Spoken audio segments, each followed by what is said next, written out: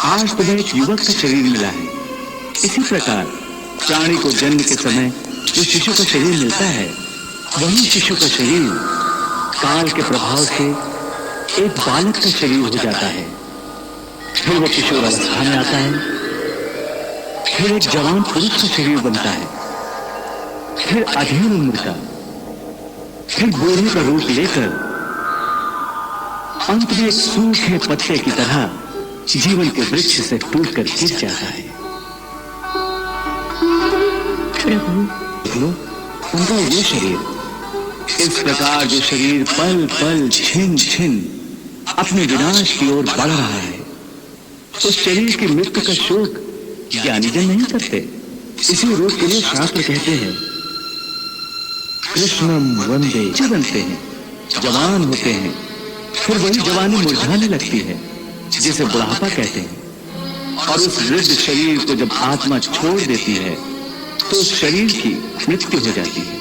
परंतु वो आत्मा कहाँ चली जाती है? शरीर के बिना आत्मा कहाँ और कैसे वास करती है? पुराना शरीर छोड़ने के बाद आत्मा नए शरीर में वास करती है। किसी शिशु के शरीर में चेतना रूप होकर आ जाती है, फिर वही चक्र शुरू हो जाता है। फिर वही जन्मना, रेंगना, उठकर चलना, फिर लड़खड़ाना और गिर जाना, ये सब शरीर के कौतुक हैं। इतनी बात समझ लोगे तो ना तुम्हें किसी के मरने का शोक होगा और ना तुम्हें मृत्यु का भय होगा। हे अर्जुन, हम और तुम ये शरीर नहीं हैं, हम तो इन शरीर के अंदर रहने वाली आत्माएं हैं। ये शरीर तो केवल हमारे रथ हैं, हम उसके स्वामी हैं। रथ के टूटने से स्वामी नहीं टूट जाता। उसी प्रकार शरीर के सुख और दुख आत्मा को सुखी या दुखी नहीं करते।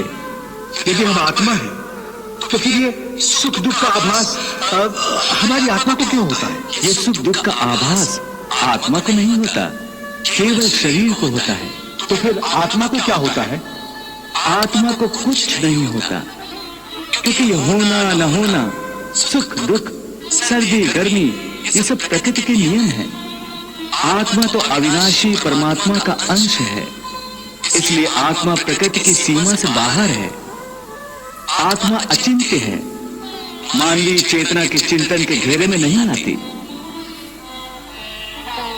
अर्जुन, आत्मा पर प्रकृति और सृष्टि के नियम लागू ही नहीं होते, क्योंकि वो सृष्टि और प्रकृति दोनों ही की पहुंच से बाहर है। जैसे एक चिंगारी अग्नि का ही अंश होती है, वैसे ही आत्मा परमात्मा का ही अंश होता है। इसलिए वो नित्य, अजन्मा, सनातन और सर्वव्यापी है, स्थिर रहने वाला और अचल है। अच्छेद्यो अयम। हे पार्थ, आत्मा को न कोई शस्त्र काट सकता है, न उसे अग्नि जला सकती है, इसको जल नहीं जला सकता, न इसे वायु